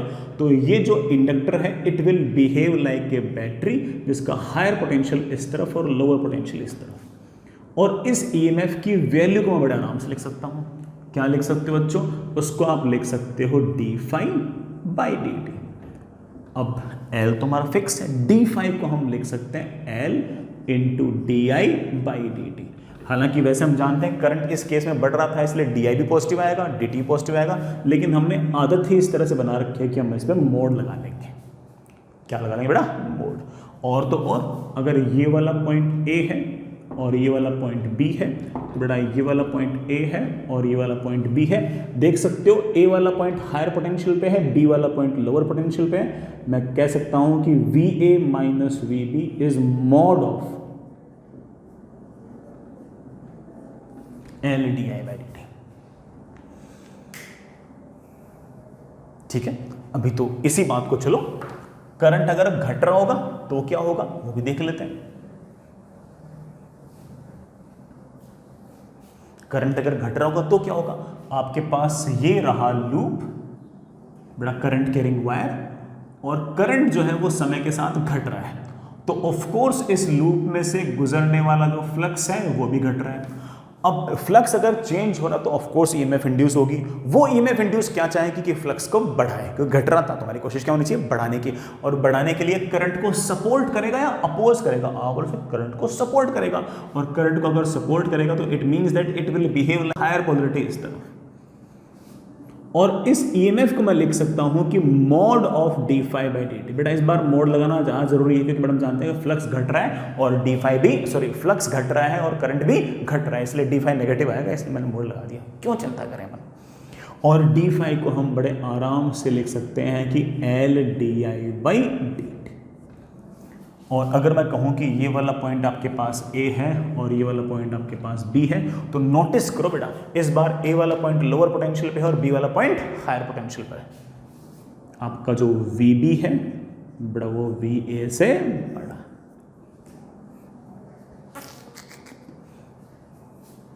और आप कह सकते हो कि VB minus VA is mod of L di/dt। आपको इतना याद नहीं करना, आपको तो आखिर में वो याद करना जो मैं कहूँगा, आप चिंता मत करो। आपको आखिर में सिर्फ वो एक छोटी सी लाइन याद रखनी है जो मैं सिखाऊंगा। अभी तो मैं सिर्फ और सिर्फ आपके मन में सारी की सारी बातें एक बार इम्प्रिंट कर रहा हूँ कि आपके दिमाग में सब सेट हो जाए कि देखो यार एक्चुअली हमारा लूप चाहता क्या है। बाकी आखिर में याद आपको नहीं करना है कि इस वजह से याद, आखिर में अपने आप बोल दूंगा कि बेटा याद कर लो, मस्त रहो। ठीक है, तो सर सेल्फ इंडक्टेंस की क्या डेफिनेशन दोगे? बेटा मैं सेल्फ इंडक्टेंस की डेफिनेशन दूंगा कि कुल मिलाकर हमारा जो लूप है ना वो किसी तरह से ये चाहता है मोस्ट ऑफ द केसेस में कि फ्लक्स कांस्टेंट रहे, and flux is equal to L × I। L आपका इन जनरल फिक्स रहता है, कोई बहुत ही रैंडम सवाल हो तो अलग बात है, अदरवाइज आपका L तो फिक्स है, क्योंकि L डिपेंड कर रहा है इस पूरे के पूरे लूप की shape, size, geometry, number of turns, और बड़ा क्या था वो मीडियम वगैरह। Shape, size, geometry, number of turns और मीडियम अगर चेंज नहीं हो रहा तो L आपका फिक्स है। हमारा सिस्टम सेल्फ इंडक्टेंस से चाहता है कि फ्लक्स कांस्टेंट रहे, L वैसे ही फिक्स है, तो हम चाहते हैं, कोशिश है, मैं ये नहीं कह रहा कि हम कोशिश में कामयाब होंगे, बस कोशिश है कि करंट कांस्टेंट रहे। So it means that I can say that कि अगर किसी लूप में से गुजरने वाला करंट अगर आपने चेंज किया तो वो जो लूप होगा उसकी प्रॉपर्टी होगी कि वो चाहेगा कि वो करंट चेंज ना हो। It want the current to remain constant. I am not saying that it will be successful, लेकिन वो कोशिश करेगा कि करंट जो है वो इतनी अचानक से चेंज ना हो। और मेन एम उसका करंट चेंज ना हो ये नहीं है, उसका मेन एम था कि फ्लक्स चेंज ना हो। फ्लक्स जो है वो डायरेक्टली प्रोपोर्शनल टू करंट था, तो हमने कहना स्टार्ट कर दिया कि अगर आप फ्लक्स को कांस्टेंट रखना चाहते हो तो आपको करंट को कांस्टेंट रखना चाहोगे। मैं ये नहीं कह करंट कांस्टेंट हो पाएगा, करंट चेंज होगा, लेकिन उतना रैपिडली चेंज नहीं होगा जितना रैपिडली स्ट्रेट वायर में होता। तो जैसे आपने लूप लिया तो हर लूप की ऐसी प्रॉपर्टी होगी कि वो जो लूप होगा वो अपने अंदर से करंट को उतना रैपिडली चेंज नहीं होने देगा जितना स्ट्रेट वायर के अंदर करंट फास्टली चेंज होता है। और कारण क्या है? कारण ये है कि अगर करंट फटाफट से अगर चेंज होता तो उसमें से गुजरने वाला फ्लक्स फटाफट से चेंज होता, और हम जानते हैं फ्लक्स फटाफट से चेंज नहीं होता। फ्लक्स हमेशा अपने चेंज को अपोज करेगा, ईएमएफ इंड्यूस करेगा, करंट इंड्यूस करेगा, और वो जो ईएमएफ और वो जो करंट इंड्यूस हुए हैं वो किसी तरह से कोशिश ये करेंगे कि वो कॉज को अपोज करें। क्या करे बेटा, कॉज को अपोज करें। करंट घट रहा होगा तो बढ़ाने की कोशिश करोगे, बढ़ोगे तो घटाने की कोशिश करोगे, और कोशिश क्या रहेगी, लूप में से गुजरने वाले करंट को कांस्टेंट रखने की कोशिश होगी। मेरी बात को ध्यान सुन लेना, मैंने ये नहीं कहा करंट कांस्टेंट रहेगा, मैंने कहा कि करंट को कांस्टेंट रखने की कोशिश होगी। कामयाब सिर्फ और सिर्फ सुपर कंडक्टर होगा, वो हम बाद में पढ़ लेंगे। फ्लक्स चेंज ना हो इसके लिए कामयाब सिर्फ कौन होगा, सुपर कंडक्टर। वो हमारे कोर्स में नहीं है बट मैं बता रहा हूं, बाकी जितने भी आपके कंडक्टर होंगे वो कोशिश तो करेंगे कि फ्लक्स कांस्टेंट रहे, लेकिन वो हर बार कामयाब हो ऐसा जरूरी नहीं है। हाँ, वो अपनी तरफ से कोशिश कर लेंगे, करंट बढ़ रहा होगा, फ्लक्स बढ़ रहा होगा तो हम क्या कोशिश करेंगे, फ्लक्स को घटाने की। करंट घट रहा होगा, फ्लक्स घट रहा होगा तो हम क्या कोशिश करेंगे, फ्लक्स को बढ़ाने की, करंट को बढ़ाने की। लेकिन हम सक्सेसफुल हो पाए ऐसा जरूरी नहीं है, और इस कारण से हमारे पूरे के पूरे लूप के अंदर करंट जो है वो कभी भी इस तरह से फास्टली चेंज नहीं होगा, रैपिडली चेंज नहीं होगा, फ्लक्स फटाफट चेंज नहीं होगा। तो आप एक बात लिखिए बेटा, self inductance is property of A loop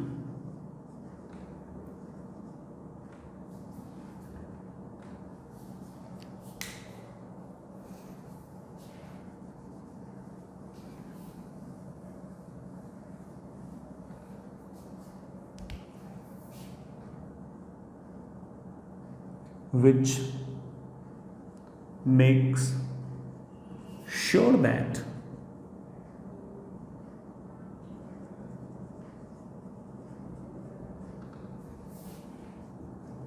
magnetic flux and current in loop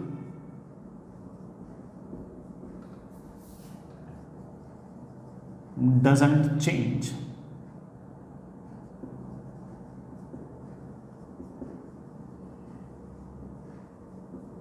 instantaneously, doesn't change instantaneously। अगर हम करंट को बढ़ाएंगे तो ईएमएफ इस तरह से इंड्यूस होगा कि वो इस करंट को किसी तरह से घटाकर कांस्टेंट रखने की कोशिश करेगा। अगर हम करंट को घटाएंगे तो जो भी हमारा ईएमएफ इंड्यूस होगा वो किसी तरह से कोशिश करेगा कि करंट बढ़कर वापस से कांस्टेंट रहे। कामयाब हो पाए ना हो पाए हम धीरे धीरे देख लेंगे, वो अलग बात है, लेकिन पूरे के पूरे लूप में कोई ना कोई इस तरह से ईएमएफ इंड्यूस होगा। तो सेल्फ इंडक्टेंस किसी लूप की वो प्रॉपर्टी है जिसके कारण वो चाहता है कि लूप में करंट कांस्टेंट रहे। एक बात और लिखिए बेटा,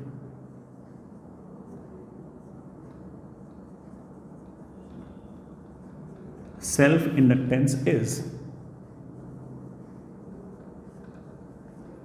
property of a loop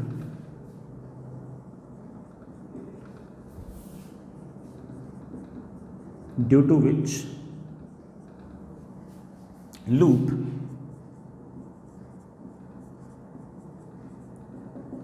tries to maintain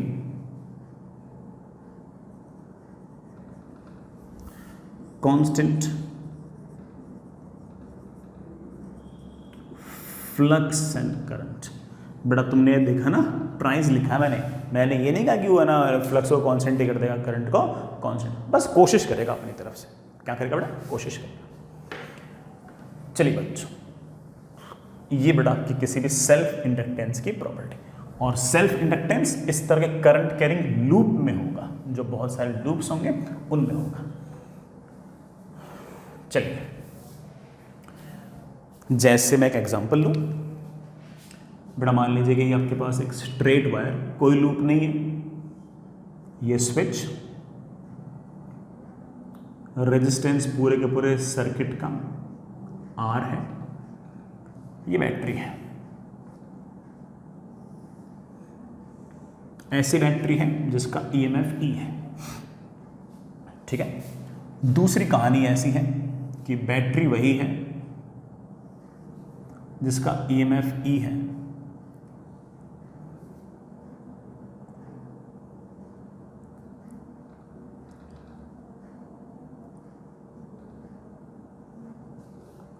इस बार वायर ऐसा है जिसमें बहुत सारे लूप्स हैं,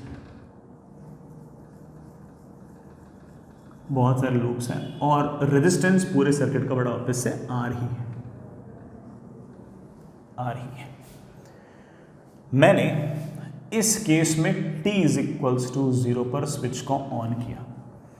जैसे ही आप स्विच को ऑन करोगे, अगर कोई मुझसे कहते sir current versus time graph क्या होगा, तो मैं कहूँगा कि स्विच ऑन करने से पहले तो करंट 0 था और स्विच ऑन करते अचानक से within fraction of second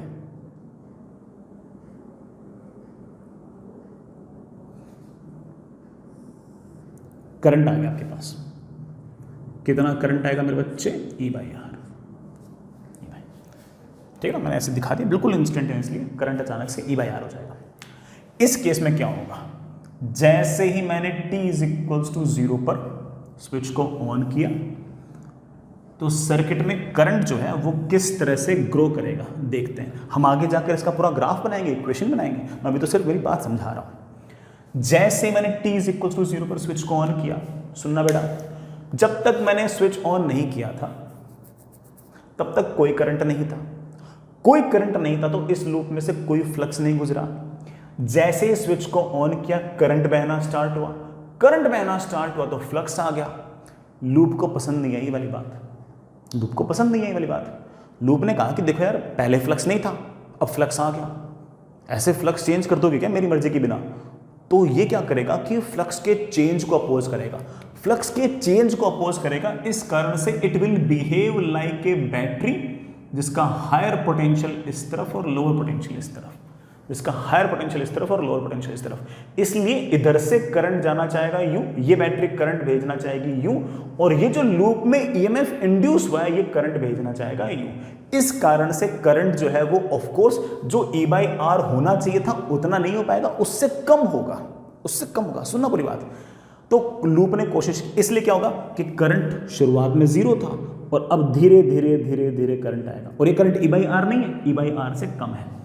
लेकिन जैसे जैसे जैसे समय बीतेगा, चलेगी किसकी? चलेगी इसकी, चलेगी किसकी? इसकी। ये तो इंड्यूस्ड ईएमएफ है और ये तो किसी बैटरी का सेल है, इसकी चलेगी। तो थोड़े टाइम बाद क्या होगा कि ये धीरे धीरे धीरे करंट को ड्रॉ करवाते करवाते करवाते करवाते करवाते फाइनली करंट को बढ़ाते बढ़ाते बढ़ाते वापस वही कर देगा। कितना कर देगा? E/R। लेकिन आपने इस बात को नोटिस किया, अगर मान लो कि मैं यहां पर कोई टाइम लूं t1, तो यहां पर t1 टाइम पर करंट E/R आ गया, और यहां पर अगर मैं टाइम लूं t1 तो करंट E/R नहीं है, E/R से कम आया है। और कारण क्या है? कारण यह है कि इस बैटरी ने करंट भेजना चाहा यूं, और यहां पर जो इंड्यूस्ड ईएमएफ हुआ उसने करंट भेजना चाहा यूं। हालांकि चलेगी इसकी, क्योंकि इसने इसको इंड्यूस किया, इसलिए ये बड़ी होगी और ये छोटी होगी, चलेगी इसकी। फिर वो धीरे धीरे करंट बढ़ते बढ़ते बढ़ते बढ़ते बढ़ते एक टाइम ऐसा आएगा जब ये हार मान जाएगा। क्यों? क्योंकि करंट बढ़ते बढ़ते बढ़ते बढ़ते बढ़ते कभी ना कभी कांस्टेंट हो जाएगा। जैसे करंट कांस्टेंट हो गया, गुजरने वाला फ्लक्स कांस्टेंट हो गया, फ्लक्स कांस्टेंट हो गया तो इसका ईएमएफ इंड्यूस 0 हो जाएगा, और अगर इसका ईएमएफ इंड्यूस 0 हो जाएगा तो सिर्फ और सिर्फ यही ईएमएफ बचेगा। कौन सा? E। और जैसे सिर्फ ये E बचेगा तो करंट आखिर में कितना आना है? E/R। वो हम कभी ना कभी इक्वेशन से भी निकालेंगे। ये ग्राफ ऐसे नहीं कि मैंने बना दिया और आपने मान लिया, अपन कभी ना कभी इक्वेशन बनाएंगे, बना लेंगे। लेकिन मैं इन दोनों बातों से ही बताना चाह रहा हूं कि देखो अंतर क्या है। उसमें करंट यूं फटाक से E/R, और उसमें जो करंट है वो ग्रो करने में टाइम लेता है। So current can change fastly and current is changing gradually. तो ये किसी भी लूप की प्रॉपर्टी है, लूप की वो प्रॉपर्टी जिसके कारण लूप अपने अंदर से गुजरने वाले फ्लक्स को और अपने करंट को अचानक से चेंज नहीं होने देना चाहता। मैंने ये नहीं कहा कि वो चेंज होने देगा, नहीं, चेंज तो हो रहा है। पहले 0 था, बाद में करंट E/R हो गया। लेकिन इस बार कम से कम उस पहले वाले तरीके की तरह यूं थोड़ी कि यूं फटाक से करंट E/R हो गया। इस बार उसने करंट को थोड़ा धीरे धीरे धीरे धीरे बढ़ने दिया है। I hope you get the point. बहुत ही अच्छा सा इंटरेस्टिंग सा पॉइंट था। मुझे लगता है कि मेरे बच्चे समझ गए। चलिए बेटा, अब मुद्दे पे आते हैं। अब मुद्दे पे आते हैं। सुनिए बेटा, हेडिंग लिखिए। आप बहुत देर से मेरी बातें सुन रहे होंगे, मनी मन सोच रहे होंगे सिर्फ मुद्दे पे आओ, फॉर्मूला बताओ, कौन सा सवाल होगा। करते हैं करते हैं। नेक्स्ट इज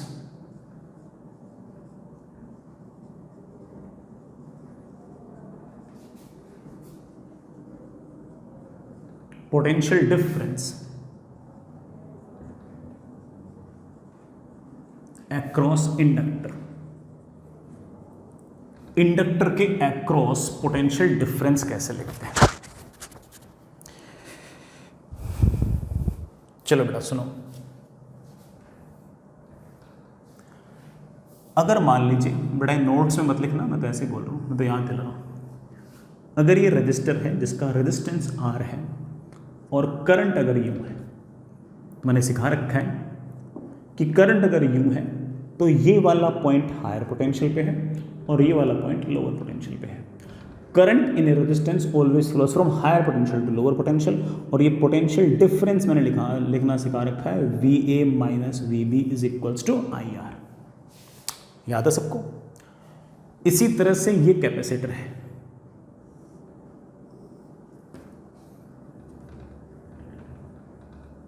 यहां पर चार्ज Q, यहां पर चार्ज माइनस Q, इसका कैपेसिटेंस C। यहां से यहां तक का पोटेंशियल डिफरेंस क्या होगा मैंने सिखा रखा तुम लोगों को। इधर से इधर जाओगे, मैंने सिखा रखा जब भी इधर से इधर जाओगे तो माइनस जिस प्लेट से कूद रहे हो उसका charge divide by C। Minus लगने का मतलब है कि इधर से इधर जाओगे तो पोटेंशियल घटेगा। इसी तरह से इधर आओगे तो मैंने सिखा रखा माइनस, यहां से यहां आ रहे हो तो जिस प्लेट से कूद रहे हो उसका charge divide by C।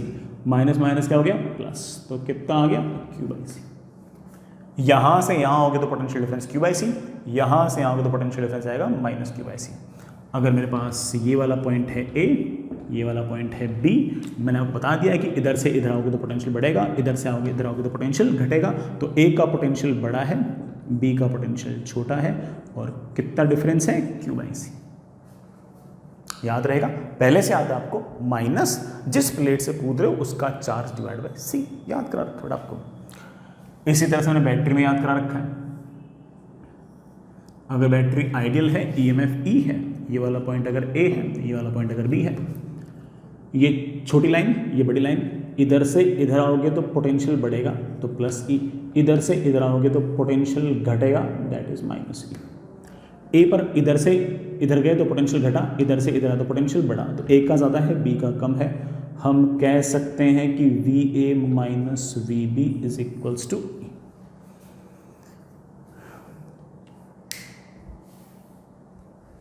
Sir ये सारी बातें क्यों बोल रहे हो? ये तो पढ़ा रखी हूँ। बिल्कुल, अपनी पूरी इलेक्ट्रोडायनेमिक्स में ना, खास तौर से सर्किट के जितने सवाल हैं उसमें अधिकतर तो ये तीन चीज़ ही थी। आज चौथी चीज़ आई है, कौन सी? इंडक्टर। अगर इंडक्टर में भी मुझे अगर इस तरह का अगर पोटेंशियल डिफरेंस लिखना आ गया तो उसके बाद तो वही KCL, वही KVL, वही सीरीज पैरेलल है, फिर तो हम शायद हर तरीके के सवाल कर लें, शायद हमसे हर तरीके के सवाल बन जाएंगे, बिल्कुल बन जाएंगे।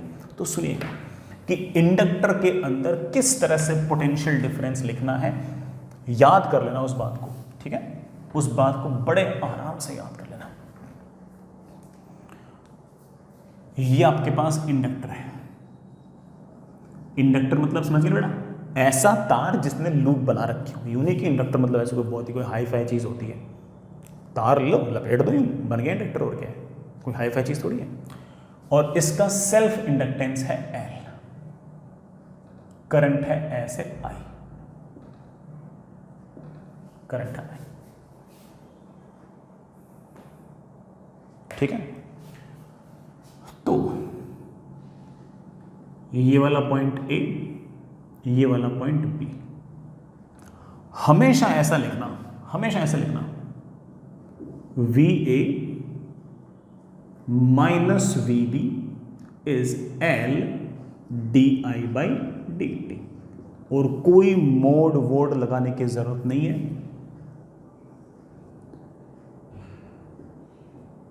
विथ साइन लिखो, विथ साइन लिखो। करंट अगर बढ़ रहा हो तो DI बाई DT पॉजिटिव आएगा, करंट घट रहा हो तो नेगेटिव आएगा, तो नेगेटिव आएगा। सुनिए, जैसे मेरे पास ये एक इंडक्टर है जिसका सेल्फ इंडक्टेंस है L और करंट बढ़ रहा है, करंट ऐसे है और बढ़ रहा है। ये वाला पॉइंट A है, ये वाला पॉइंट B है, ठीक है? करंट अगर बढ़ रहा है तो कोशिश क्या होनी चाहिए, करंट को घटाने की। करंट को घटाने के लिए इसमें ईएमएफ इंड्यूस होगा, वो ईएमएफ इस तरह से इंड्यूस होगा कि वो करंट को सपोर्ट नहीं अपोज करेगा, और अगर अपोज करेगा तो आप बोलोगे sir it will behave like this.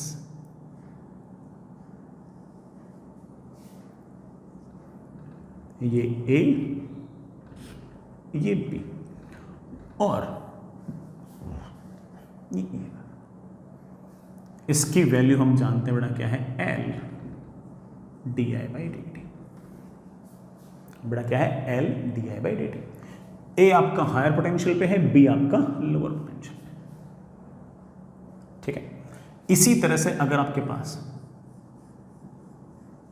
Inductor है, करंट आई है, लगातार घट रहा है, तो it will behave like a battery जिसका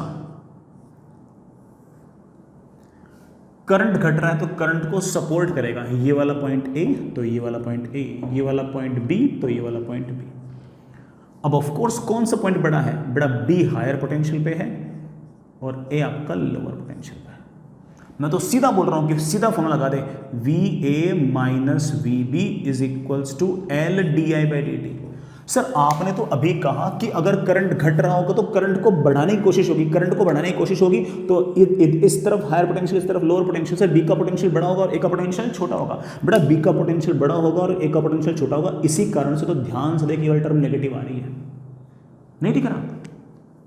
करंट घट रहा है तो पक्की बात है कि आपका D I by D T जो है वो आएगा नेगेटिव। तो ये वाला जो टर्म है बेटा ये पॉजिटिव नहीं है, नेगेटिव है। तुम तो फॉर्मूले पर विश्वास रखो, पॉजिटिव आ रहा है पॉजिटिव लिखो, नेगेटिव आ रहा है नेगेटिव लिखो। सीधा लिखो कि करंट की तरफ जाओगे तो L D I by D T, इधर से इधर आओगे तो पोटेंशियल ड्रॉप लिख दिया करो, कितने का, L D I by D T. Current बढ़ रहा हो तो plus D I by D T, current घट रहा हो तो minus D I by D T. तुम्हें बिल्कुल भी चिंता करने की जरूरत नहीं है। यहां पर भी यही फॉर्मूला लगाओ, L D I by D t, और यहां पर भी यही फॉर्मूला लगाओ, L D I by D t. With sign लगाओ, बस विद साइन लगाओ। मैं फाइनल रिजल्ट पे पहुंच रहा हूं। फाइनल रिजल्ट जो मेरे बच्चे याद रखेंगे, हम बाद में इस पर सवाल भी करेंगे, आज तो बेटा ठीक है एक बार के लिए याद तो करो। ये इंडक्टर है जिसका सेल्फ इंडक्टेंस है L, करंट है I। करंट की तरफ जाओगे ना, करंट की तरफ यहां से यहां जाओगे तो पोटेंशियल डिफरेंस लिख दिया करो minus L D I by D T. Current के अपोजिट जाओगे ना तो पोटेंशियल डिफरेंस लिख दिया करो plus L D I by D t. और फिर से बोल रहा हूं, ये जो भी D I by D T है ये हमेशा हमेशा हमेशा कैसे लिखने हैं बच्चों, विद साइन। बढ़ रहा हो तो बेटा प्लस, घट रहा हो तो माइनस, विद साइन। और बिल्कुल चिल रहो, जिस तरह से रेजिस्टेंस में करंट की तरफ जाते वक्त तुम माइनस आई आर लिखते थे और करंट के अपोजिट जाने पर तुम प्लस आई आर लिखते थे, उसी तरह से इंडक्टर में तुम करंट की तरफ जाओगे तो minus L D I by D T लिख देना और करंट के अपोजिट जाओगे तो plus L D I by D T लिख देना, बस D I by D T को विथ साइन। जैसे इस केस में करंट की तरफ जाओगे तो पोटेंशियल ड्रॉप होगा कितने का, L D I by D t का, तो लिख देना minus L D I by D t. और वो दिख भी रहा है कि बी का पोटेंशियल छोटा और ए का बड़ा है। यहां पर भी अगर मैं कहूं कि बेटा यहां से आते तो कितना पोटेंशियल डिफरेंस लिखोगे, तो आप बोलोगे minus L D I by D T. यहां से यहां आओगे तो कितना पोटेंशियल चेंज होगा, minus L D I by D T. वो अलग बात है कि इस केस में D I by D T क्या है, नेगेटिव। माइनस पहले से लगाओ तो माइनस माइनस क्या हो गया, प्लस। बी का पोटेंशियल बड़ा है, ए का पोटेंशियल छोटा है। तो तुम तो चिंता मत करो, सिर्फ एक लाइन याद रखो। फिर से बोलता हूं, करंट की तरफ जाओगे तो minus L D I by D T, current के अपोजिट जाओगे तो पोटेंशियल डिफरेंस लिख देना plus L D I by D T. बस, बाकी बिल्कुल मस्त, दिक्कत नहीं। करंट की तरफ गए तो minus L D I by D t का पोटेंशियल डिफरेंस आएगा, करंट के अपोजिट जाओगे तो plus L D I by D t का पोटेंशियल डिफरेंस आएगा। बस ध्यान क्या रखना है कि d I by D t must be with sign. Sign के साथ छेड़खानी नहीं चलेगी बेटा, इससे हमारा सारा काम बन जाएगा। बाकी हम सवाल करेंगे तो देखते रहेंगे। समझिए बच्चे इस बात को। चलिए बेटा, ईएमआई की शीट में बेटा सेक्शन जी तक सारे सवाल निपटाओ। प्लस बेटा मैंने शायद पहले से बोल भी रखा होगा कि HCV के अंदर भी तुम बेटा इंडक्टर से पहले तक के सारे सवाल कर सकते हो। जैसे इंडक्टर आए उससे पहले तक के सारे सवाल निपटा सकते हो। बाकी बात भी करते हैं।